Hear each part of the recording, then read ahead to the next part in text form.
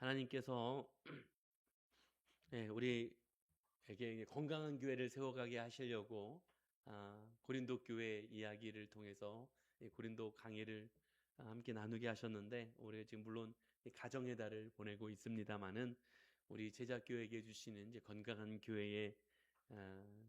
교회로서의 메시지에 계속해서 귀를 기울이는 모습으로 말씀을 좀 함께 하고자 고린도 강해를 계속 이어가도록 그렇게 하겠습니다.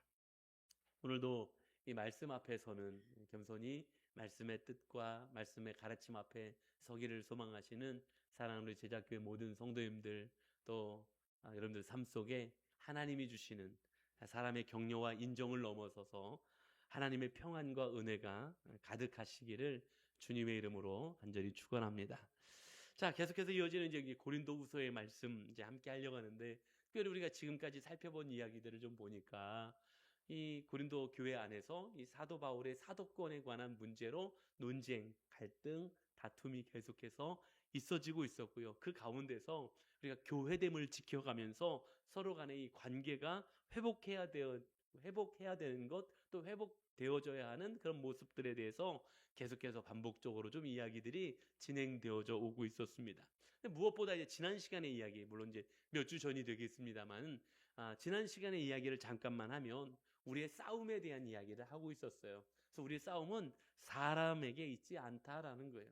사람은 사랑의 대상이지 싸움의 대상이 아니다라는 것.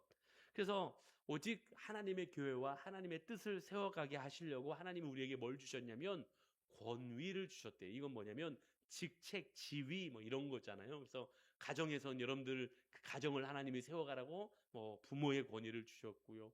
또 뭐 아빠, 엄마 뭐 이런 어떤 권위를 주신 거잖아요. 아내, 남편 뭐 이런 다 권위를 주신 겁니다. 또 교회에서도 직분을 주셨잖아요. 이게 다 권위를 주셨다라는 거예요. 이거 왜 주셨냐? 하나님의 뜻, 하나님의 교회를 세워가라고. 그런데 그 권위를 통해서 뭐 해야 된다고? 영적인 싸움을 계속해서 잘 싸워가야 된다고 우리에게 그 권위는 찍어 누르라고 주신 것이 아니라 영적인 싸움을 잘 싸워서 하나님이 허락하신 가정을, 하나님이 허락하신 목장이나 교회를 잘 세워가라고 우리에게 주신 거라고 말씀하고 계신 것. 이게 우리가 싸워야 될 영적인 싸움이라고 지난 시간에 말씀하고 계셨던 것을 볼 수 있었습니다. 오늘 이어지는 말씀인데요. 사도 바울이 자신을 공격하는 이 고린도 교회 안에 있었던 이 거짓 사도들과의 싸움 가운데서 이 영적 싸움을 잘 싸워야 될 것을 오늘도 계속 이어서 말씀을 하고 있는데, 오늘 조금 더 구체적인 이야기를 오늘 본문 속에서 하고 있는 것을 보게 됩니다. 자, 사람은 누구나 인정받고 싶어 합니다. 인정받고 싶은 게 싫은 사람은 없어요. 누구나 인정받고 싶어 하고요. 누구나 칭찬받고 싶어 합니다. 거기엔 목회자도 예외가 아니고요. 거기엔 성도님들도 예외가 아닙니다. 저도 인정받고 싶죠. 이왕이면 칭찬받고 싶죠. 근데 누구나 다 마찬가지잖아요. 인정받고 싶지 않고 칭찬받고 싶지 않은 사람이 누가 있겠어요? 그렇죠? 누구나 그 인정받고 싶은 욕구를 가지고 있습니다. 내가 수고한 것을 누가 알아줬으면 좋겠고, 내 진심, 내 중심을 누군가 오해하지 않았으면 좋겠습니다. 그런데 살아가다 보면 어디 그렇습니까? 내가 소망한 것과는 좀 다르게 정반대의 일들이 때때로는 일어나는 그런 경험들을 우리는 하게 되지 않습니까? 진심으로 했는데 때로는 오해받는 그런 경우들도 때때로는 생기게 되기도 하고요. 공동체를 위해서 내가 나름대로 한다고 하며 헌신한다고 생각하면서 했지만 때로는 그것 알아주지 않는 것에 좀 서운함과 섭섭함을 느끼게 되는 경우들도 때로는 있습니다. 그러면 때로는 그런 상황 속에서 마음이 좀 무너지는, 인간이다 보니 그런 상황 속에서는 좀 마음이 무너지는 그런 일들도 일어나게 되죠. 좀 속상하고, 또 좀 전문적인 용어로 하면 약간 시험 들랑말랑하고, 아무튼 이런 일들이 때때로는 일어나는 그런 일들이기도 합니다. 이럴 때 사탄은 이 틈을 놓치지 않고요, 아주 강력한 유혹을 우리에게 가져다 던져주고 합니다. 야, 나도 보여줄 수 있어야 되는데, 나도 좀 사람들이 좀 알아줘야 되는데, 나도 좀 사람들한테 인정받아야 되는데 라는 욕망의 유혹을 우리에게 던져 주곤 합니다. 그런데 오늘 사도 바울은 지금 열거했던 것과는 전혀 다른 방법의, 전혀 다른 방향의 이야기를 오늘 우리에게 전해주고 있습니다. 자기를 과시하거나 자랑하는 방식으로 다른 자기를 대적하는 사람들과 이렇게 맞붙어 대적하는 그게 아니고요. 전혀 다른 이야기를 오늘 사도 바울은 전해주고 있습니다. 오늘 주시는 말씀을 통해서 오늘 우리가 한번 생각해 보고 싶은 게 있어요. 마지막 순간, 우리 인생의 마지막 때가 왔을 때, 주님 앞에 서 있을 때 내가 정말로 들어야 될 주의 음성은 어떤 음성일까? 이 혼란스러운 세상을 살아가면서도 흔들리지 않고 주께서 원하시는 삶을 걸어가는 건 과연 어떤 모습일까? 오늘 이 아침에 말씀을 함께 나누면서 이 깊은 의미들을 함께 발견해 갈 수 있는 그런 은혜가 사랑하는 우리 제작교회 모든 가족들에게 있게 되기를 주님의 이름으로 간절히 축원합니다. 자, 그럼 먼저 살펴보고 싶은 이야기가 있는데요. 자, 바울을 비난하던 고린도 교회 이 대적들이 바울을 공격할 때 즐겨 쓰던 공격 방법, 즉 화살이 있었어요. 그게 뭐냐면 저 바울은 겉과 속이 다른 인간이야 라는 얘기였어요. 자, 오늘 이제 본문의 바로 앞에 등장하는 이야기인데요. 이렇게 이야기하고 있었어요. 야, 바울은 편지를 막 강하고 무섭게 막 쓰는데 엄격하게 이야기하는데, 그래서 막 바울이 대단한 사람인 것 같지만, 야, 정말 막상 바울 만나보면 외모도 초라하고 말주변도 형편없는 아무것도 아닌 사람이야 라고 이야기하고 조롱하는 그런 장면이었어요. 그래서 비겁하게 멀리서 글로나 이야기할 줄 알지 글자로만 큰 소리 칠 줄 아는 사람이지 실제 삶은 그렇지 않은 사람이야 라는 프레임을 이 거짓 교사들이 사도 바울에게 씌워놓고 있었던 거예요. 이건 아주 사역자들에게 있어서 치명적인 비판이죠. 공격입니다. 말과 삶이 다르다는 것. 이것처럼 큰 비판이 어디 있고 공격이 어디 있겠습니까?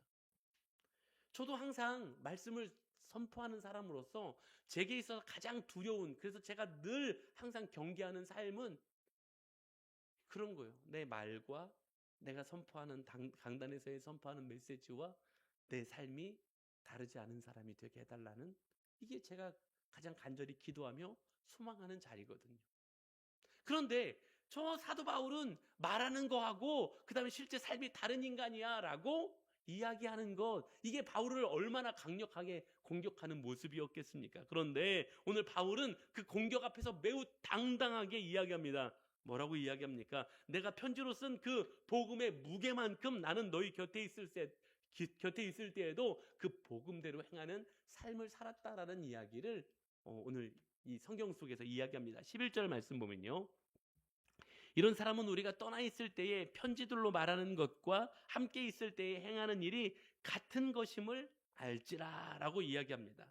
다시 말하면 오늘 이 말씀 속에서 사도 바울은 나는 내가 전했던 복음과 내가 살았던 삶을 일치하는 삶을 살았다 라는 것으로 이야기하고 있는 것입니다. 그래서 오늘 여기서 우리가 알 수 있는 주께서 칭찬하시는 사람, 주께서 인정하시는 사람의 첫 번째 특징을 발견하게 되는데, 주께서 인정하시고 주께서 칭찬하시는 사람은 어떤 사람이냐? 말과 삶이 일치하는 사람이다 라고 말씀하고 계신 것입니다. 이게 바로 주께서 칭찬하시는 사람이요, 주께서 인정하시는 사람의 모습이라는 거죠. 이 노벨 평화상을 수상한 사람 가운데 우리가 잘 아는 알버트 슈바이처라는 사람의 이야기인데요. 이 알버트 슈바이처가 참 대단한 사람이죠. 아주 위대한 철학자이기도 했으면서 신학자이기도 했습니다. 그런데 이 사람이 심지어 아주 유명한 음악가였어요. 그래서 파이프 오르간 연주자이기도 했던 사람이 이 알버트 슈바이처라는 사람이었어요. 얼마나 사람들에게 인정받고 칭찬받고 박수를 받는 사람이었을까요? 이 알버트 슈바이처는 당시에 정말로 인정받고 칭찬받고 있었던 사람이었어요. 말도 유창했습니다. 그래서 그 알버트 슈바이처가 복음을 전하는 이 강연의 시간마다 많은 사람들이 그 강연에 감동을 받는 아주 말도 화려하고 유창한 사람이 알버트 슈바이처라는 사람이었어요. 그런데 이 알버트 슈바이처가 이런 모든 자리에서 기득권을 다 내려놓고 어디로 갑니까? 아프리카 가봉 람바레네라는 곳으로 떠나게 됩니다.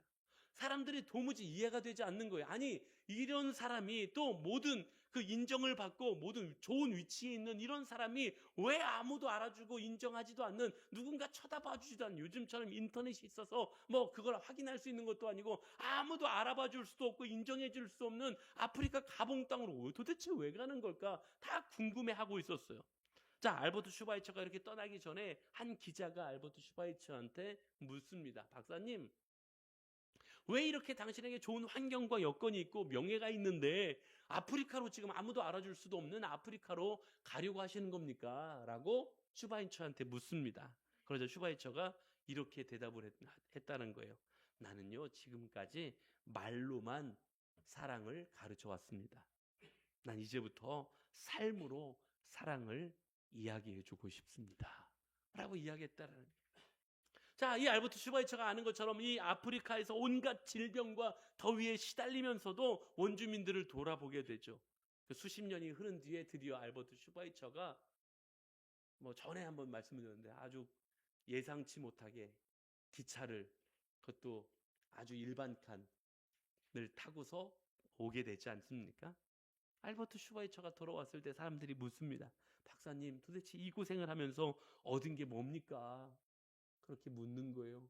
그랬더니 슈바이처가 웃으면서 이렇게 이야기하더랍니다. 내가 평생에 썼던 그 수많은 신학 서적들보다 이곳에서 이름 없는 한 사람의 상처를 닦아준 그 내 손길이 하나님께는 더 크고 분명한 설교였을 것입니다. 라고 이야기하더라는 것입니다. 사랑하는 성도 여러분, 오늘날 세상이 교회를 향하여 때로는 비난하기도 하고 비판하기도 합니다. 물론 그들이 몰라서 그런 것들이 더 많습니다. 그렇지만 우리 입장에서 봤을 때 교회를 향한 이 비판과 비난들, 왜 그렇게 비난하고 비판할까요? 물론 그들의 눈높이가 높아서이지요. 그러면 왜 우리의 교리가 잘못됐기 때문에 그들이 우리를 비난하고 그들이 우리를 비판합니까? 아니요.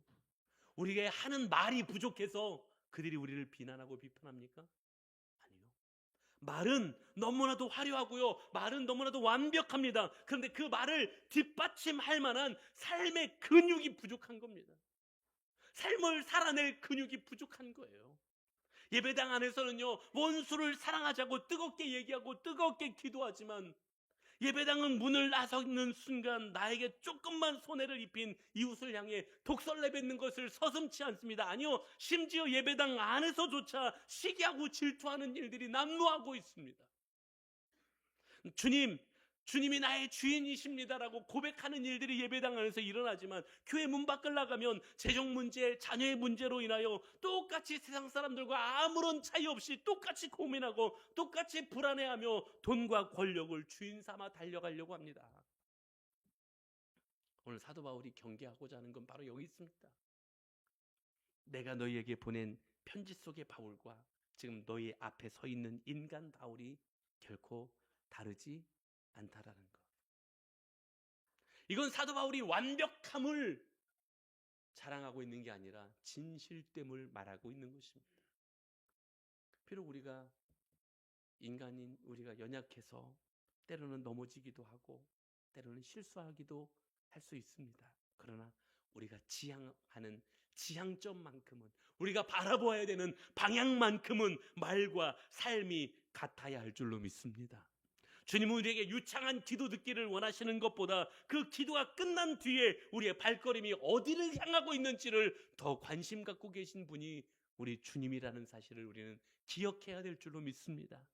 그래서 오늘 우리는 이런 기도를 해야 될 겁니다. 주님, 내 입술의 고백이, 그리고 더불어 내 삶의 손발의 수고함이 일치하는 삶이 되게 하옵소서. 우리 그렇게 진심으로 하나님 앞에 기도하며 나아가는, 말과 삶이 일치해가는 주님께서 칭찬하시는 삶을 살아갈 수 있는 은혜가 우리 사랑하는 제자교회 모든 가족들에게 있게 되길 주님의 이름으로 간절히 축원합니다. 자, 또 한 가지, 두 번째로 이어지는 주께서 칭찬하시는 사람, 인정하시는 사람은 하나님께서 정해 주신 분량 안에서 충성한다라는 거예요. 그리고 그 안에서 평안을 누린다는 거예요. 한번 볼까요? 13절입니다. 13절의 말씀 보면 이렇게 말씀합니다. 그러나 우리는 분수 이상의 자랑을 하지 않고 오직 하나님이 우리에게 나누어 주신 그 범위의 한계를 따라 하노니 곧 너희에게까지 이른 것이라 라고 말씀하고 있습니다. 자, 한번 생각해 볼까요? 바울을 공격하던 사람들, 이른바 이 거짓 사도들이었습니다. 남들이, 이 거짓 사도들은요, 사도 바울이 그리고 고린도 교회 성도들이, 즉 남들이 읽어놓은 결과와 성과 위에서 마치 자기들이 한 것인 양 자랑하고 있었어요. 과시했어요. 그 자기를 증명하기 위해 수단과 방법을 가리지 않았습니다. 그래서 무슨 방법을 썼냐? 내가 이런 거 했어. 그러면서 남과 비교하며 우월하는 것도, 우월감을 드러내기 시작했어요. 우리가 이만큼 했어 라고, 내가 이만큼 잘난 사람이야, 우월감을 드러내면서 지금 사도 바울을 깎아내리는 일들을 하고 다른 사람들을 깎아내리는 일들을 하고 있었다라는 것입니다. 하지만 오늘 사도 바울이 뭐라고 이야기합니까? 하나님이 주신 범위의 한계를 따라, 그렇게 얘기했어요. 범위의 한계를 따라. 자, 여기에 범위의 한계가 있다라는 이 단어가 헬라어 원어로 보면 메트론이라는 말이거든요. 이 메트론이라는 말의 뜻은 뭐냐면 자, 이렇게 길이를 재는 자, 척도, 이런 의미를 가지고 있는데, 오늘 이 본문에서는 어떤 의미로 쓰였냐면 할당된 구역, 범위라는 의미로 쓰여졌어요. 무슨 말이냐면 하나님은 우리에게 각자에게 맡기신 고유한 영역, 분량이 있다라는 거예요. 각 사람에게 맡겨주신 영역, 분량이 있다라는 거예요. 주께 인정받고 칭찬받는 사람은 그 선을 넘지 않는다라는 거예요. 분수 이상의 자랑을 하지 않는다라고 말씀하고 있지 않습니까? 그래서 그 선을 넘지 않는다라는 거예요. 그리고 그 선 안에서 충성스럽게 최선을 다하는 사람, 이게 바로 주께서 칭찬하시는 사람이요, 주께서 인정하시는 사람이라고 말씀하고 있는 거예요. 19세기에 영국에 아주 좋은, 세상이 다 인정하는 좋은 설교가가 있었어요. 그 가운데 한 사람이 이제 마이어 목사님인데요. 이 마이어 목사님이 한 유명한 고백이 있어요. 이 런던에 이 마이어 목사님이 목회를 하고 있었고 훌륭한 설교가로서 사람들이 다 인정하고 있었어요. 근데 한참 후배, 젊고 또 설교 잘하는 목사님들이 또 당시에 정말 유명한, 전 세계에 알려진 유명한 설교가가 또 있었어요. 누구냐면 캠벨 모건이라는 목사님이었고, 또 한 분은 우리도 많이 들어보셨을 법한 찰스 스펄전이라는 목사님이셨어요. 이 마이어 목사님이 한참 후배들이고 젊은 목사님들이었죠. 근데 사람들이 이 마이어 목사님의 교회보다 모건 목사님 교회에 많이 사람들이 가더라는 거예요. 그러니까 이 마이어 목사님이 하나님 앞에 섭섭병이 도졌어요. 시기가 난 거예요. 그래서 하나님 앞에 이렇게 따진 거죠. 하나님 앞에 물은, 하나님, 나도 똑같은 복음을 전하는데 왜 저기 저 젊은 목사, 모건 목사네만 사람들을 많이 붙여주시고 왜 우리 교회는 사람들을 많이 붙여주시지 않습니까? 라고 하나님 앞에 시기 어린 투덜을 하고 계셨던 거죠. 그러면서 마음이 괴로워서 견딜 수가 없는 거예요. 나는 목사인데 시기가 나서 견딜 수가 없으니까 너무 괴로운 거예요. 그런 자기 자신이 너무 괴로웠던 거예요. 그러면서 마이어 목사님이 하나님 앞에 이렇게 기도했대요. 주님, 제가 저 캠벨 모건 목사를 시기하는 마음에서부터 제발 벗어나게 해주세요. 이제부터 그의 사역을 위하여 제가 기도할 수 있는, 가장 간절히 기도할 수 있는 사람이 되게 해주세요. 이렇게 기도했는데 글쎄 어느 날 하나님이 그의 기도를 바꿔주시더래요. 그의 기도를 바꾸신다. 어떻게 기도하냐면, 하나님, 저 캠벨 모건 목사를 통해서 하나님 수만 명이 구원받게 하시고, 하나님 그 캠벨 모건 목사의 사역, 모든 사역 가운데 하나님의 기름 부으심을 충만하게 하여 주시옵소서. 이렇게 기도가 자기도 모르게 바뀌더래요. 그런데 이렇게 진심으로 기도하기 시작했을 때 마이어 목사님의 마음 가운데 세상이 줄 수 없는 참된 평안이 임하기 시작하더라는 거예요. 전에는 막 시기하고 질투하는 마음이 있어서 정말 괴로웠는데, 이 목사가 이래도 되는가 싶어 괴로웠는데 세상이 줄 수 없는 하나님의 평안이 임하더라는 거예요. 그리고 이렇게 나중에 마이어 목사님이 고백했어요. 이게 아주 유명한 얘기인데요. 내가 남의 분량을 부러워하기를 멈추고 하나님이 내게 주신 분량에 집중하기 시작했을 때 비로소 나의 사역에도 하나님의 진짜 기쁨이 나타나기 시작했습니다. 라고 이야기하더라는 거예요. 사랑하는 성도 여러분, 우리 삶에 왜 평안이 없는 줄 아십니까? 많은 이유가 있지만 그 평안이 없는 이유 중 하나가 뭐냐면 끊임없이 비교하기 때문입니다. 비교. 누구보다 내가 어때? 누구랑 보니까 어떻고. 끊임없이 비교하기 때문에 진짜 평안이 없다라는 거예요. 오늘 본문에 한번 볼까요? 12절의 말씀 보니까 우리는 자기를 칭찬하는 어떤 자와 더불어 감히 짝하며 비교할 수 없노라. 그러나 그들이 자기로서 자기를 헤아리고 자기로서 자기를 비교하니 지혜가 없도다. 아주 명확하게 말씀하십니다. 비교는 지혜 없는 행동이라는 거예요. 아주 지혜 없는 행동이. 그래서 우리가 비교하면서 살아가면요, 두 가지 병에 걸리게 돼 있거든요. 두 가지 병에. 이거는 보나마나요. 비교하기 시작하면 딱 찾아오는 병이 두 가지가 있습니다. 첫 번째, 나보다 나아 보이는 사람을 보면 무슨 병이 생기냐? 열등감이라는 병이 생겨요. 비교하는 사람들은요. 나보다 나아 보이는 사람이 있으면 나한테 열등감이라는 병이 생기거든요. 그런데 또 한 가지 병이 있어요. 나보다 좀 못한 사람을 보면 무슨 병이 생기냐? 교만이라는 병이 생기는 거예요. 이거는 세트예요. 찾아오게 돼 있어요. 비교하는 사람은 누구에게나 이런 병이 찾아온다고요. 사랑하는 성도 여러분, 제가 오늘 간곡하게 여러분들에게 드리고 싶은 이야기가 있습니다. 오늘 주님이 우리에게 말씀하시는 건, 물으시는 건 이런 거예요. 왜 너 바울처럼 살지 못했냐? 왜 너 베드로처럼 살지 못했냐? 우리에게 그런 질문을 하고 계신 게 아니라는 것입니다. 이런 물음으로 우리에게 물으시는 게 아니에요. 지금 주께서 우리에게 물으시는 건 왜 내가 너한테 맡긴 너의 인생을 살지 못했냐라고 물으시는 거예요. 내가 너한테 사도 바울의 인생을 말한 것도 아니고 베드로의 인생을 말한 것도 아니고 나는 너한테 맡긴 너의 인생이 있는데 왜 너는 너의 인생을 살지 못했냐라고 물으시고 계신 거였다고요. 사랑하는 여러분, 5달란트 맡은 사람은 5달란트 남기면 되는 거였어요. 2달란트 맡은 사람은 2달란트 남기면 되는 거였어요. 그런데 주님은 세상 같았으면 5달란트 남긴 사람한테 박수 쳐주고 인정해주고 어깨를 두드리면서 역시 네가 최고야. 세상 같으면 그러지 않았겠습니까? 그런데 5달란트를 남긴 사람에게나 2달란트를 남긴 사람에게나 주님은 토시 하나 틀리지 않고 동일한 칭찬을 하고 계십니다. 잘하였도다. 착하고 충성된 종아. 5달란트 남긴 사람에게 더 큰 박수를 쳐준 게 아니고요. 맡겨진 분량, 맡겨진 자리에서 충성했느냐, 최선을 다했느냐, 오늘 주님이 우리에게 그걸 묻고 계시다는 사실입니다. 사랑하는 여러분, 지금 여러분의 자리가 어디십니까? 남들에 비해 좀 초라해 보이십니까? 아니면 아무도 알아주지 않는 그런 사람 같습니까? 혹 이름 없는 봉사자 같은 느낌이십니까? 어쩌면 나와 다른 누군가와 비교하느라 이미 우리 안에 평안을 잃어버리고 있지는 않습니까? 기억하시기를 소망합니다. 하나님이 바로 그곳을 여러분의 메트론, 여러분의 분량으로 정하셨다면 그곳이 가장 영광스러운 자리인 줄로 믿습니다.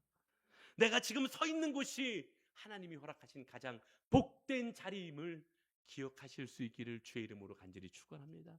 누구랑 비교하면서 나는 왜 이래? 난 이것밖에 안 돼. 왜 나는 이렇게밖에 할 수 없지가 아니라 그건 남의 밭을 부러워하고 있는 거예요.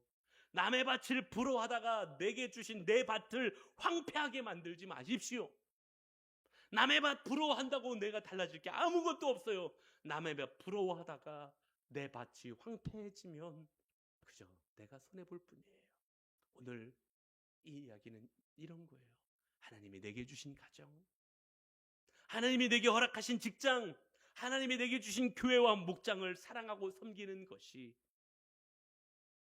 오늘 주께서 우리에게 말씀하고 계시는 것이고 주께 칭찬받는 자요 인정받는 자라는 사실을 기억하시고 선을 넘을 필요가 없어요. 선을 넘지 말고 내게 주신 메트론, 내게 주신 분량 범위의 한계 안에서 충성스럽게 최선을 다하며 그 자리에서 하나님의 영광 주심을 맛보며 복 주심을 기억하며 살아갈 수 있는 주께서 칭찬하시는 사람 우리 모두가 될 수 있기를 주님의 이름으로 간절히 축원합니다. 자, 그러면서 그 뒤에 이어지는 얘기가 이제 그런 이야기들을 설명합니다. 그러면서 오늘 이제 본문의 마지막 결론에 해당하는 이야기가 17절에서 18절에 대한 이야기가 나오는데요. 여긴 뭐라고 말씀하냐면 주 안에서 자랑하라 라고 말씀하고 계셨어요. 한번 봅시다. 17절 18절의 말씀 우리 한번 같이 봉독합니다. 시작. 자랑하는 자는 주 안에서 자랑할지니라. 옳다 인정함을 받는 자는 자기를 칭찬하는 자가 아니요 오직 주께서 칭찬하시는 자니라. 아멘. 세상은 자기 PR 시대라고 이야기하지요. 자기를 어떻게든 돋보이게 하려고 자신의 업적이나 어떤 공적을 쌓아 올려서 다른 사람이 나를 우러러보게 만드는 것이 성공이라고 가르치는 게 세상입니다. 그러나 성경이 주님이 우리에게 말씀하시는 논리는 그것과는 정반대의 위치에 있습니다. 주님께 인정받고 칭찬받는 사람은 스스로 자기를 칭찬하고 자랑하는 사람이 아니라고 말씀하고 있어요. 내가 나를 아무리 높여봤자, 내가 아무리 사람들한테 인정받으려고 나를 높이고 나의 업적을 쌓아가고 공적을 쌓아가며 사람들이 나를 우러러보게끔 하고 박수치게 하려고 나를 아무리 높여봤자 하나님이 나는 너를 모른다 하면 끝이라는 거예요. 하나님이 내가 너를 모르겠는데 라고 말씀하시면 끝이라는 거예요. 그런데 반대로 세상은 나를 알아주지도 못해요. 세상 사람들은 나한테 박수 쳐주지도 않고요. 세상 사람들은 나를 인정해 주지도 않고요. 심지어 나를 비난하고 조롱하기도 해요. 그런데 만왕의 왕이신 우리 주님께서 내가 너를 잘 안다. 사랑하더라 사랑하는 딸아 내가 너를 사랑한다. 내가 참 수고했다 라고 말씀하시면 그걸로 충분한 거 아니겠습니까? 전에도 제가 언제 했나 막 찾아봤는데 전에도 한번 드린 적이 있었던 이야기로 제가 요즘에 그렇거든요.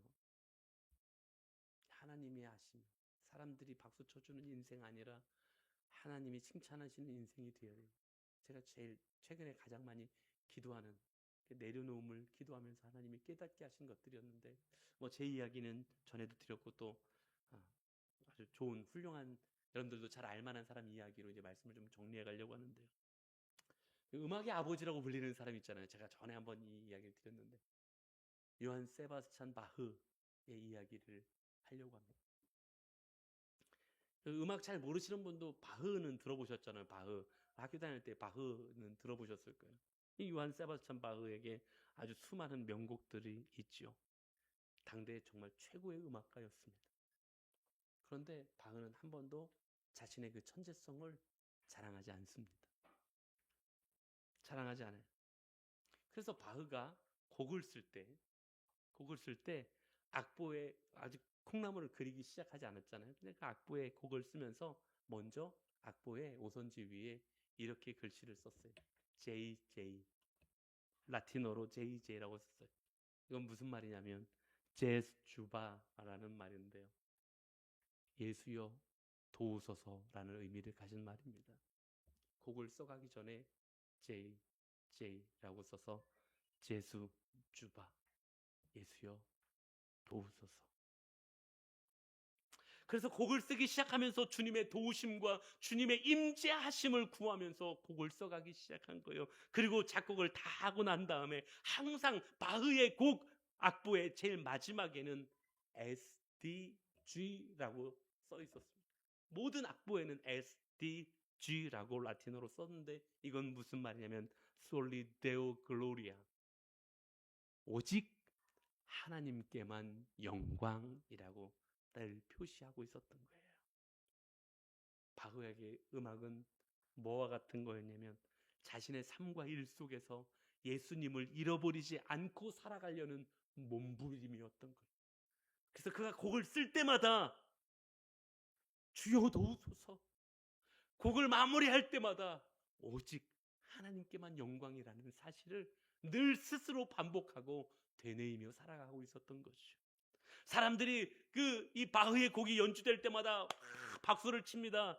그저 바흐는 이것이 하나님께 올려드리는 박수입니다 하고 늘 그 박수를 하나님께로 올려드렸다라는 것입니다. 자신의 손가락을 움직이게 만드신 분도, 아름다운 선율을 떠오르게 하셔 영감을 주신 그분도 오직 주님이셨다라는 고백을 바울은 하고 있었던 겁니다. 사랑하는 성도 여러분, 우리 한번 생각해 볼까요? 우리가 가진 것 중에, 우리가 가지고 있는 것 중에 주님께로부터 받지 않은 것이 도대체 무엇입니까? 여러분의 건강, 여러분의 자녀, 여러분의 재능, 심지어 여러분들의 생명까지도 다 주님께서 허락해 주신 것 아닙니까? 다 주께서 허락해 주셔서 여러분들이 갖게 된 것들 아닙니까? 그런데 우리는 마치 그것이 내가 잘해서 그런 것처럼, 내 것인 것처럼 자랑하지 않습니까? 내가 잘해서 성공해 얻은 것인 것 줄 알고 내 열심으로 여기까지 온 것이라고 착각하며 자랑하며 스스로 칭찬하는 삶을 살아가고 있는 것 아니었습니까? 오늘 사도 바울이 이미 고린도 전서에서 이미 고백하고 있지 않았습니까? 뭐라고요? 나의 나된 것은 오로지 하나님의 은혜라고 고백하고 있지 않았습니까? 바울은요, 세상적으로 보면 자랑할 것이 산더미 같은 사람이 바울이었어요. 바울의 가문이 자랑거리였고요, 바울이 가지고 있었던 학벌이 자랑거리였고요, 바울이 가지고 있었던 그때 당시 로마 시민권이 자랑거리였습니다. 뿐만 아니라 바울이 그동안 감당했던 모든 사역이 다 바울이 자랑할 만한 자랑거리들이었습니다. 그런데 사도 바울은 그걸 뭐라고 고백합니까? 심지어 배설물과 같다고 그렇게 고백하고 있지 않았습니까? 왜요? 예수 그리스도라는 그것과는 비교할 수 없는 거대한 보물을 만났기 때문에, 가장 크고 귀한 보물을 만났기 때문에. 진짜 보물을 가지고 있는 사람은 짝퉁을 자랑할 수 없는 겁니다. 진짜를 가지고 있는, 진짜 보물을 가지고 있는 사람은 짝퉁 자랑하지 않습니다. 해가 뜨면 촛불은 더 이상 의미가 없는 거예요. 주님의 은혜라는 태양 아래서 우리가 서 있으면 나의 알량한 업적, 나의 작은 의로움, 나의 신앙 경력, 이런 것들이 얼마나 부끄러운 자랑거리인지 알게 되지 않습니까? 하나님의 은혜의 태양 아래에서 내가 한 것이 얼마나 얄팍하고 아무것도 아닌 것들입니까? 근데 그게 뭐가 자랑할 게 있습니까? 주께 칭찬받는, 주님께 인정받는 사람은 시선이 고정되어 있는 사람입니다. 어디에? 한결같이 사람들은 세상 사람들의 인정, 세상 사람들의 칭찬, 박수, 격려에 시선이 가 있지만 주께서 칭찬하시는 사람, 인정하시는 사람은 그 시선이 하나님의 눈에 있다라는 사실을 기억하실 수 있기를 간절히 소망합니다. 그래서 사람들의 칭찬 한마디에 일희일비하는 그런 어리석음에 빠지지 마십시오. 사람들이 나를 몰라준다고 해서 섭섭병에 빠지지도 마십시오. 여러분들의 눈물을 주께서 기억하십니다. 여러분들의 수고를 하나님이 기억하시고요, 여러분들의 골방에서 드린 기도를 주님은 기억하고 계십니다. 사랑하는 여러분, 주께서 칭찬하시는 사람, 그래서 사람들이 이야기하는 것이 아니라 주님이 나에게 뭐라고 말씀하시는지에 관심 갖고 살아갈 수 있는, 주께서 칭찬하시는 사람, 인정하시는 사람, 우리 제자교 모든 가족들이 다 되실 수 있기를 주님의 이름으로 간절히 축원합니다. 오늘 말씀을 한번 정리해 볼까요? 오늘 사도 바울의 고백을 한번 기억해 봤으면 좋겠습니다. 그리고 주께서 칭찬하시는 사람, 오늘 세 가지 정리를 한번 다시 한번 생각해 봤으면 좋겠습니다. 첫 번째, 말과 삶이 일치하는 사람. 입술의 고백이 향기가 되는 우리 모두가 되기를 간절히 소망합니다. 두 번째 뭐였죠? 하나님이 정해주신 분량, 그 안에서 충성하는 사람이 되라고 말씀하고 계셨습니다. 비교의 늪에서 이제 빠져나오십시오. 비교의 감옥에서 나오십시오. 내게 주신 사명의 밭을 가꾸어 가고 사명의 밭을 갈아갈 수 있는 그런 은혜가 있어야 될 줄로 믿습니다. 세 번째 뭐였죠? 오직 주 안에서 자랑하며 주의 칭찬을 구하는 사람이 되어야 됩니다. 사람의 박수, 사람의 인정이 아니라 하나님이 칭찬하시는 사람의 삶의 길을 걸어가는 우리 제자교회 가족들이 다 되실 수 있기를 주님의 이름으로 간절히 축원합니다. 말씀을 마무리하면서요, 우리 인생을 한번 생각해 봅시다. 제가 말씀을 시작하면서 오늘 이런 것들을 생각해 봤으면 좋겠다라고 오늘 말씀을 시작했어요. 우리의 삶이 다 유한합니다. 언젠간 다 주님 앞에 섭니다. 주님의 심판대 앞에 섭니다. 그날에 여러분들 어떤 칭찬을 듣기를 원하십니까? 야, 너 돈 많이 벌었구나, 이런 칭찬이요? 야, 너 진짜 성공했구나, 이런 칭찬이요? 야, 진짜 너 유명하더라, 이런 칭찬이요? 주님은 이런 말씀 안 하실 겁니다. 그날에 주께서 우리의 손을 꼭 잡고 이렇게 말씀하시는 칭찬을 들었으면 좋겠습니다.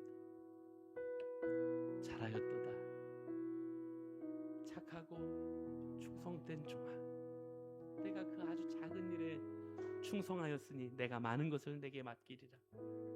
내 주인의 즐거움에 참여할지어다. 사랑하는 여러분, 이 한마디면 충분하지 않습니까? 이 음성을 듣기 위해 때로 우리 좀 오해받을 수 있지만, 때로는 사람들이 좀 알아주지 않을 수도 있지만, 주님이 원하시는 그 사명의 길을 묵묵히 걸어갈 수 있기를 간절히 소망합니다. 그래서 우리가 살아가는 삶의 자리, 이 한 주간도 우리가 삶을 살아가실 때 세상의 인정이라는 무거운 짐을 좀 내려놓으시고요, 사람들의 박수라는 좀 감옥에서부터 이게 좀 나오셔서 오직 나를 사랑하시기 위하여, 나를 위하여 자신을 버리신 주님 앞에서 진실하고도 충성되게 살아가실 수 있는, 주께서 칭찬하시는 사람으로 살아가시는 우리 제자교회 모든 가족들이 다 되어주실 수 있기를 주님의 이름으로 간절히 축원합니다. 다 같이 한번 자리에서 일어나실까요? 다 같이 자리에서 일어나신 채로 우리 말씀을 생각하며 한번 결단하며 기도하기를 소망합니다.